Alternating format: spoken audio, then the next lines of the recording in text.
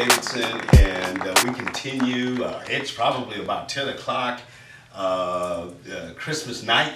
If you've been following this 24-hour marathon, and we continue with this few minutes platform in the book of Luke. We're in chapter 2, and boy, we're getting very close. The title, Born in Bethlehem. And so we're going to start with verse 4. It says, "And because Joseph was a descendant of King David, he had to go to Bethlehem in Judea, David's ancient home." And here we are. "He traveled there from the village of Nazareth in Galilee. He took with him Mary, his fiancée, who was now obviously pregnant. And while they were there, the time came for her baby to be born. She gave birth to her first child, a son. She wrapped him snugly in strips of cloth and laid him in a manger, because there was no lodging available for them." Born in Bethlehem.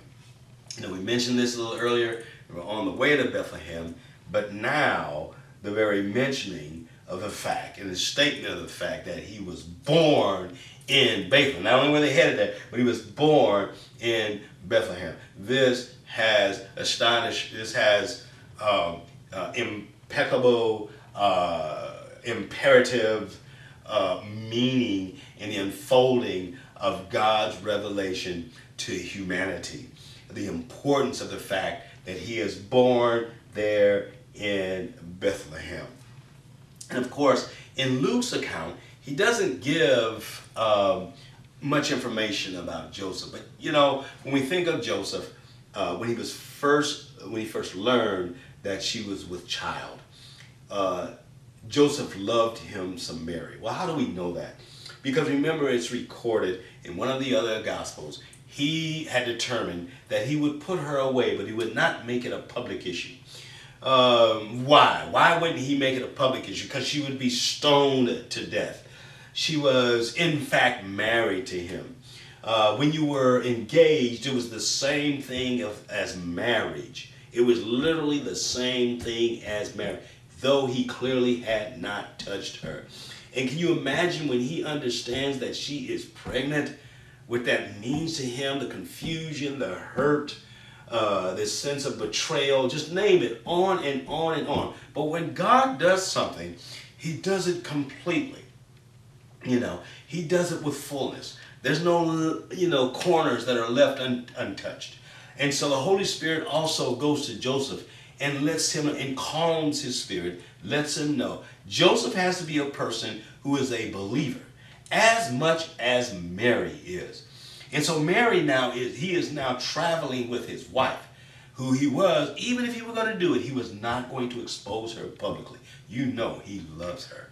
He loves her. He did not have a bloody sheet, as it were. And if you don't know what that term means, in the Old Testament, when you married a virgin, you were supposed to maintain the bloody sheet. In fact, if it were not bloody, it was given to the father-in-law. It was given to the father-in-law to demonstrate she indeed was a virgin.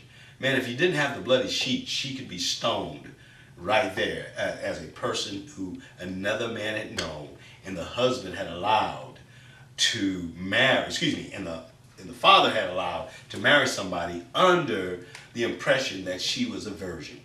And that warranted the death penalty, by the way. But if the person was wrong by law about the person not being a virgin and actually was a virgin, then he could never divorce her.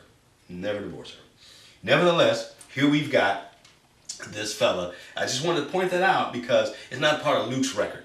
And so that Joseph, extremely faithful as well as this woman, as their boy, as he is going to have to raise this child, she's going to have to raise this child that actually is not of Joseph, but Joseph and Mary. Just as every parent is, they are stewards. Even when they are of our personal seed, they are stewards. And he was born in Bethlehem. Record it, put it down, state it, remember it, because there are implications that he wasn't even born in Bethlehem as the story unfolds. Father, we bless you.